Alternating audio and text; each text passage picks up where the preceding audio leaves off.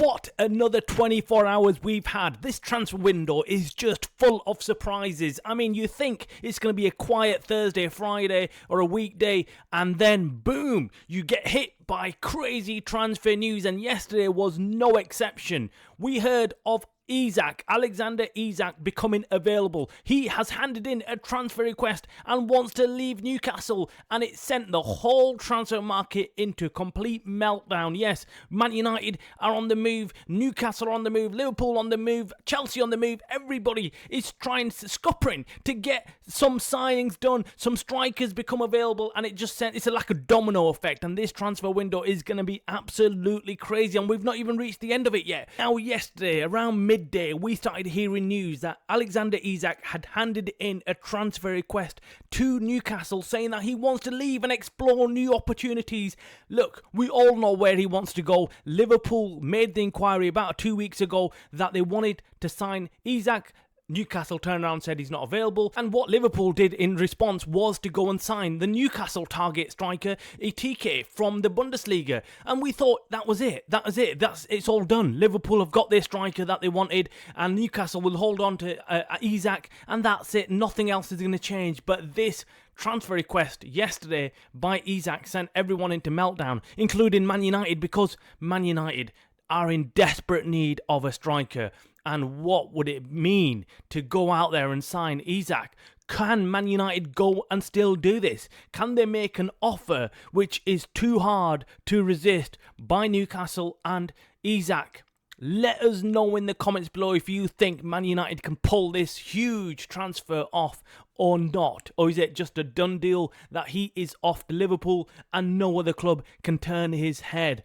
Look, it's the worst time ever, isn't it, for United to be skinned? United have got zero money. Look, when we say they've got zero money that they can actually spend on players right now. But there's always opportunities, there's always outside investment, or i.e. capital put in by the owners that could level the books, and they could go out there and buy more players. If Ineos decided to put down another £200 million in investment, that would level the books. If Glazers decided to put down 200 million or whatever million, that would level the books or give United more money to go out there and buy more players.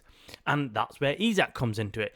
Can United do that? Will United do that? Massive question marks. In what I've heard and what I've seen, United will definitely not be doing that. Unfortunately, it's bad news. It's not the news that we want to hear, but this is the real reality that we live in right now, which is United are not that club anymore. They're not going to be going out there and spending big.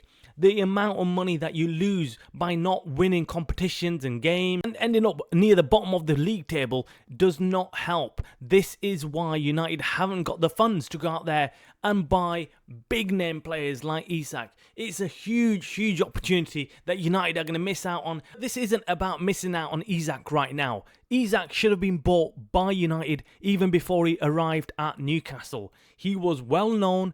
Scouts should have been out there, should have been picking up players like this. United need to be buying players when they're young, talented and got lots of potential, not when they've already reached that potential or are on the way of reaching that potential and the price has been hiked up already. This guy cost Newcastle absolutely nothing. Look what he is doing now. Absolutely crazy. He's going to go for double the price, if not triple the price of what Newcastle bought him for. So of course, for Newcastle, this is brilliant business. If he goes, it's a win-win. If he doesn't go, it's a win-win. Newcastle, of course, are looking at Benjamin Sesko, the United target. This is where things get very tricky for Man United. United thought they've got Sesko on the radar. They'll probably get him. No one else is looking for him. And then boom, Newcastle have joined the race. And it looks like Newcastle are preparing a bid to go out there and sign Benjamin Sesko. United will not be able to compete against Newcastle. Let's be honest. Newcastle can go out there and buy Benjamin Sesko even without selling Isak. That is the reality of it. United, on the other hand, are desperate to sell players before they bring in players. But the big news today also doesn't focus on Benjamin Sesko, our key striker target. It is, of course, on Ollie Watkins. Man United officially have approached Aston Villa for Ollie Watkins and they got slapped down. Aston Villa have made it very clear Ollie Watkins is not for sale and is not going anywhere. This is the news that we heard yesterday. Yesterday we heard that United approached Aston Villa for Ollie Watkins to find out how much they value him for and if they will sell him, and they turned around, Aston Villa did, and said absolutely not, we're not selling Ollie Watkins, he's not for sale for any amount of money.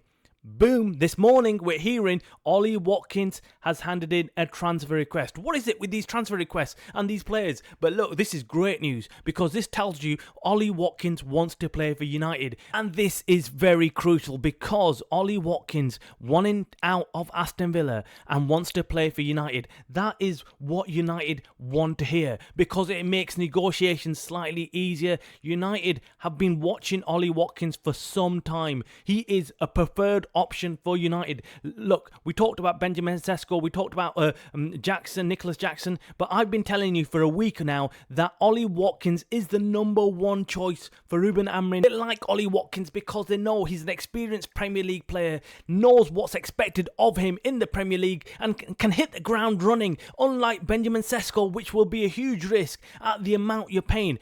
Big problem is though, what are Aston Villa going to ask for Ollie Watkins? You know it's not going to be cheap. We've been telling you this for some time that Aston Villa are going to try and rip United off. There's one huge problem though. There's no secret that United are out of options. We've lost our number one target, Benjamin Sesko, more or less to Newcastle, and that's a done deal. They know, Aston Villa will know United are desperate for a striker. Other players as options gives you more leverage in negotiations. It's simple, it's so basic, it's so easy to understand. You turn up to the negotiation table and you say, I've got another player. If you don't sell us your player, we'll go off and pay the money to some other club and buy their player. And that's what leverage is. And United need to have that. That's what they've done in the goalkeeper situation. Now, actually, coming to the goalkeeper news, we have also heard that United have approached Aston Villa for Martinez, the goalkeeper. Yes, these 24 hours have been absolutely crazy and the negotiations and talks between Aston Villa and Man United have gone through the roof. United also approached Aston Villa not just for Ollie Watkins but for Martinez to find out what they can do with him. They inquired with Aston Villa if they would allow Martinez to leave on a loan deal, and again it was a huge no from Aston Villa. Absolutely not. They will not be allowing their number one goalkeeper to go out on loan. I mean, that was a silly request by United. What makes them think that Aston Villa would loan out their number one goalkeeper? Just doesn't make sense. But in this situation, United have got a trump card. United are interested in Lemens from Royal Antwerp, and he is another goalkeeper that they're keeping close eye on and they want to buy. But the only difference, of course, is one is a buy option and the other one is a loan option. And United right now would prefer taking out a goalkeeper on loan so then they can focus and get all their money and put it down on a striker. That's what the problem is. United really don't want to be going out and spending more money on a young goalkeeper. Even though he's highly rated, they don't want to be risking that money right now. They haven't got that kind of money. They'd rather leave that a season 2 down the line and right now focus their attention on getting a striker. I agree with that. I really do. I think the number one priority has to be a striker. We need to put all our money into that. And then if we've got any money left over, should we be looking at buying a new goalkeeper? Now, in other, more or less dramatic transfer news, but still very important news, David Luiz has fell out with Juventus and wants a move away. Yes, the CDM player has been on United's radar for some time. This centre defensive midfielder is what United have been missing and have been looking at. In fact, United tried to get him off Juventus a season or two ago, but it didn't work, and United are back on this trail. They might be looking at David Luiz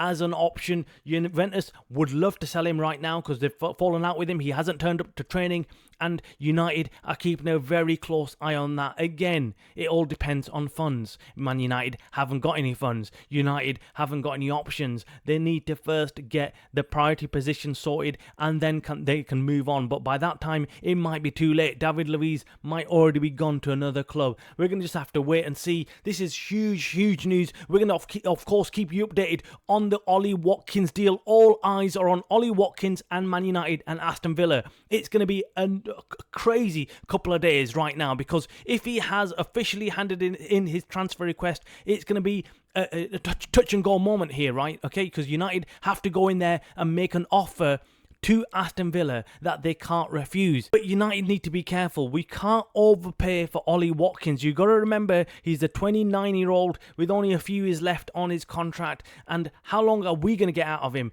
That's the biggest problem. Ideally, would have loved to get Ollie Watkins on a loan deal, but I don't think that's going to happen.